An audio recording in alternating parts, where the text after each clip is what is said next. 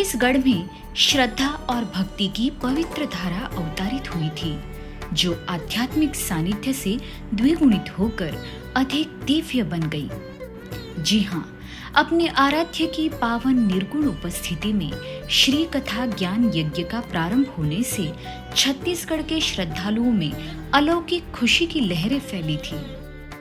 श्री कथा की अमृतमयी वर्षा से धन्य हो गए थे छत्तीसगढ़ धमतरी के निवासी। पर परब्रह्म स्वरूप अनंत श्री विभूषित जगत गुरु रामानंदाचार्य श्री स्वामी नरेंद्राचार्य जी महाराज जी की सिद्ध पादुकाओं के पावन सानिध्य में श्री लीलामृत ग्रंथ का सारगर्भित भागवती ज्ञान यज्ञ आयोजित किया गया था।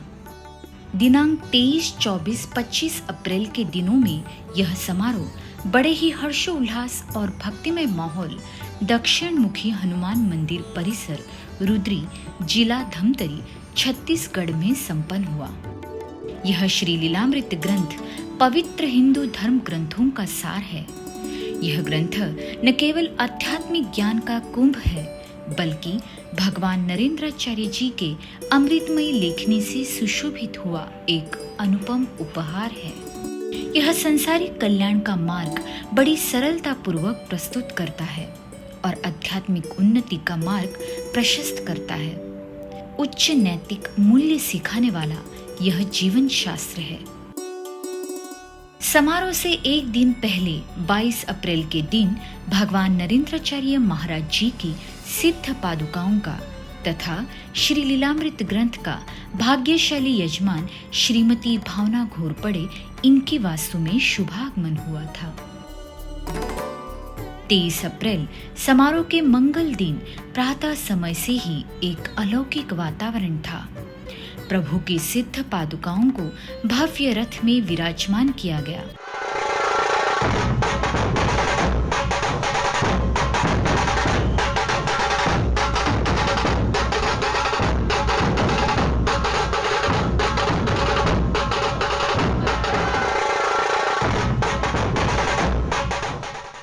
श्रद्धालु भक्ति भाव से सम्मिलित होकर शोभा यात्रा के साथ कार्यक्रम स्थल पहुंचे।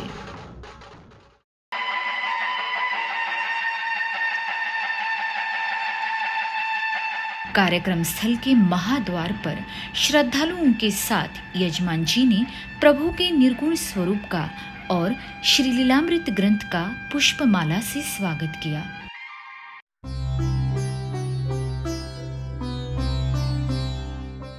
तथा उसके बाद कार्यक्रम स्थल में भगवान नरेंद्राचार्य महाराज जी की सिद्ध पादुकाओं की वेद संपन्न पुरोहितों द्वारा यजमान जी के हाथों पूजा विधि संपन्न हुई और श्री लीलामृत ग्रंथ का भी पूजन हुआ और श्री कथा का आरंभ हुआ। इस कलयुग में मनुष्य को जीवन में विभिन्न चुनौतियों का सामना करना पड़ता है।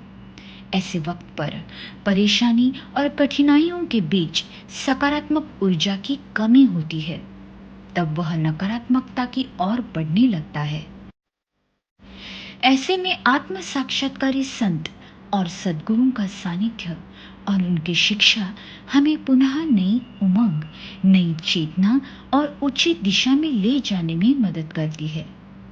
इसी तरह भगवान नरेंद्राचार्य महाराज जी के मार्गदर्शन और अमूल्य विचारों को आत्मसात कर हम जीवन में सुख शांति का अनुभव कर सकते हैं। प्रभु की शिक्षा हमें अध्यात्म के मार्ग पर चलने के लिए प्रेरित करती है, जिससे हम अपने जीवन को सार्थक बना सकते हैं। श्री कथा श्रवण कर श्रद्धालु भाव विभोर और आनंदित हुए थे तथा श्री कथा के मध्य में भगवान की महिमा का वर्णन करने वाले अनुपम भजन की प्रस्तुति से सभी श्रद्धालु प्रभु की भक्ति में मगन हो गए थे। श्री कथा के दूसरे और तीसरे दिन भगवान नरेंद्राचार्य महाराज जी की सिद्ध पादुकाओं का निवास भाग्यशाली यजमान श्री मयंक पदमवार और यजमान श्री यदुनंदन वर्मा इनके वास्तु में रहा।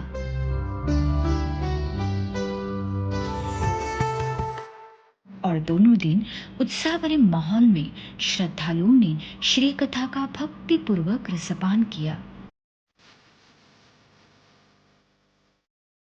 समारोह में प्रतिदिन संध्या समय आयोजित की गई भक्ति भरी रासलीला ने सभी श्रद्धालुओं के मन में भक्ति और आस्था की भावना को अधिक दृढ़ कर दिया था।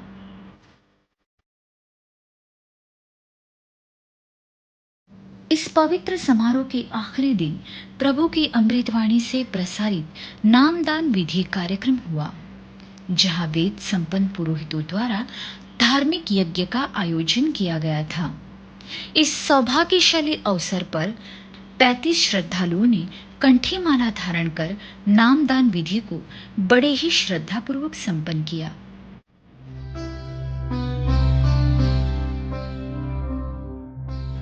अपने आराध्य की सिद्ध पादुकाओं के दर्शन से सभी श्रद्धालु कृतार्थ हो गए थे।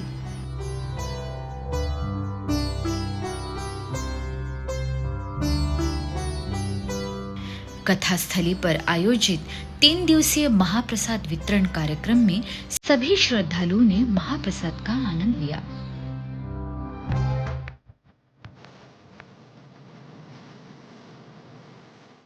संध्या समय जब अपने प्रभु के सिद्ध पादुकाओं को विदाई देने का समय आया, तो सभी श्रद्धालु भावनावश हुए थे।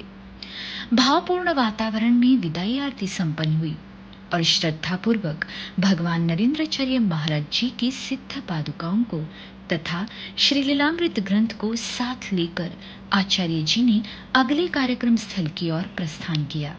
श्री गुरुदेव।